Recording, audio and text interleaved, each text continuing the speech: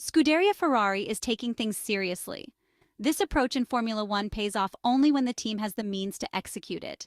The Maranello team arrived in Mexico at the 4.304-kilometer Autodromo Hermanos Rodriguez in Mexico City to fuel the learning curve that, after the autumn break, has brought the red car marked for 2025 back to the top. In the early practice sessions for the Mexican Grand Prix, the Italian cars showcased a setup optimized for the medium-slow corners that characterize the first sector and the final straight of the circuit in the stadium. In these areas at medium and low speeds, the SF24 has shown particular effectiveness on the curbs. It has managed to fully exploit these to improve handling and consequently expand the setup window. The SF24 car can cut the corners substantially by riding the curbs, thanks to a suspension configuration aimed at providing strong mechanical grip.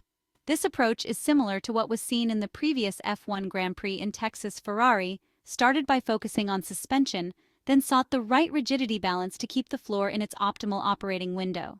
However, during the first free practice session, a few issues arose.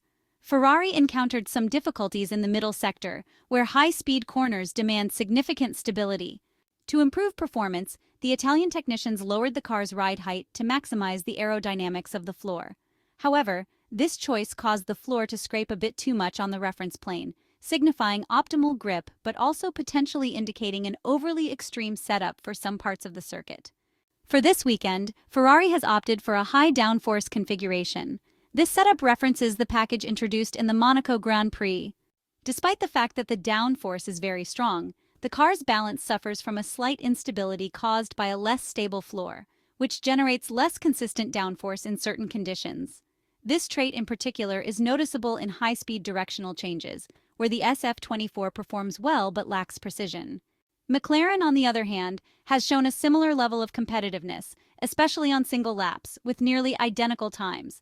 Therefore, Ferrari and McLaren seem to be the ones who will compete for first position this weekend. If the Woking team can perfect its performance between turns 1 and 3, it may challenge Ferrari for the top spot. McLaren opted for a slightly stiffer setup, oriented to optimize the high-speed central sector. This compromise sacrifices some performance in the first and third sectors. Conversely, Ferrari benefits from a better front-end response and a stronger connection between the front and rear axles, resulting in greater overall balance for the F1 car. The papaya-colored cars have less balance but manage to achieve very good traction on exit phases. The stadium corners are very favorable for the MCL38, where Ferrari loses a tenth. Overall, McLaren doesn't look very strong in terms of top speed. We will see if it is an issue with the power unit mappings or something else. If so, they may need to slightly reduce the rear wing angle. Additionally, Oscar Piastri was using the new floor specification. Its design has been deeply revised with geometric modifications in all areas. This update is expected to increase aerodynamic downforce in all conditions. Lando Norris, although still running the old specification to provide a direct comparison between the old and new versions, did not show performance differing from his teammate, and the anticipated step forward doesn't seem to have materialized yet. McLaren still has work to do to make this solution function properly and to achieve the so-called match between simulation environment and on-track reality. Finally, Mercedes appears quite behind. Once again, the W15 seems unable to find what's commonly called the sweet spot, that is, the optimal operating point of the Formula One car. The Brackley team is losing some balance, especially in race pace. On single laps, they manage to find a window where the car performs well, although this window remains narrow and difficult to hit. Generally, we saw a front end that wasn't in sync with the rear. The entry was decent, but on exit, the rear tended to slide outward. Handling over the curbs was also far from ideal, as the German F1 car takes too long to stabilize and regain grip when coming off the curbs, with the rear end taking time to settle. The only one missing is Red Bull's Max Verstappen. The Dutch driver's feedback is crucial for the Milton Keynes team, as Sergio Perez remains an unreliable benchmark. The gap between the two in terms of speed is too significant, and even though Checo is racing in his home Grand Prix, it seems that his performance this weekend is again underwhelming. Ferrari's Friday in Mexico therefore gave the Maranello team very positive sensations. Carlos Sainz ended the day ahead of everyone, providing strong responses both in terms of single-lap pace and race pace. Bear in mind that FP2 was unusual due to the Pirelli prototype tire tests, which certainly affected the work of all teams. However, under equal conditions, the SF24 seemed the best in many respects, and this is a very encouraging sign for the Italian side in view of her rest of the weekend. Both Carlos Sainz and Charles Leclerc are clearly satisfied, with the Monegasque driver only taking part in the second session, as he had handed over his Ferrari to Oliver Bearman in the morning.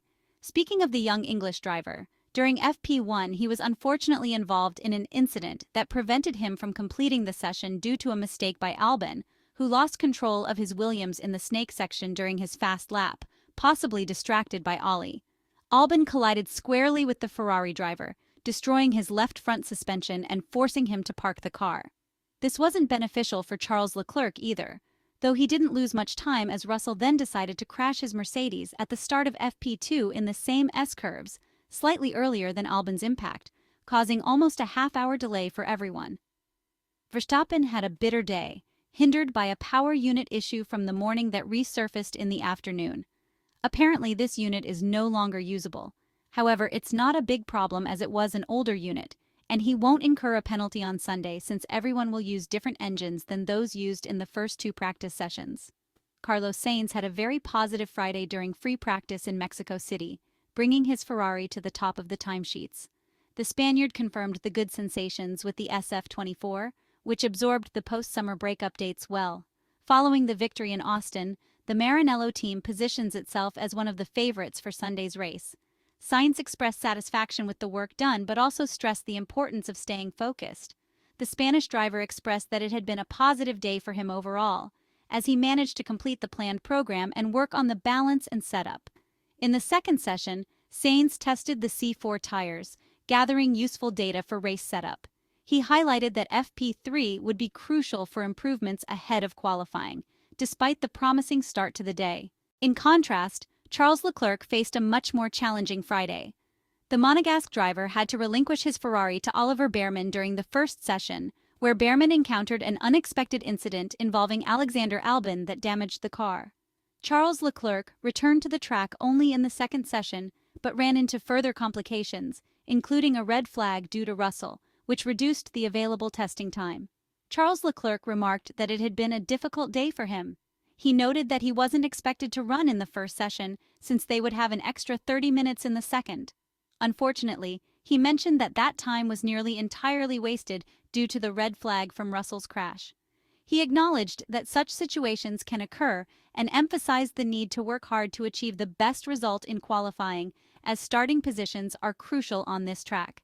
He added that the pace seemed good from his first lap, making it even more important to secure a good spot on the grid for the next day. Lastly, Oliver Bearman experienced an especially unlucky day, as previously mentioned. This situation hindered the young English driver from gaining valuable experience with the SF24 on a circuit he finds exciting. Ollie Bearman expressed regret that his practice session did not go as hoped, as it was cut short almost immediately by the incident with Albon. He described the track as really beautiful to drive and indicated that his goal was to become more familiar with the SF24. He acknowledged that such situations can happen in racing and expressed curiosity about how the team would perform in the upcoming qualifying.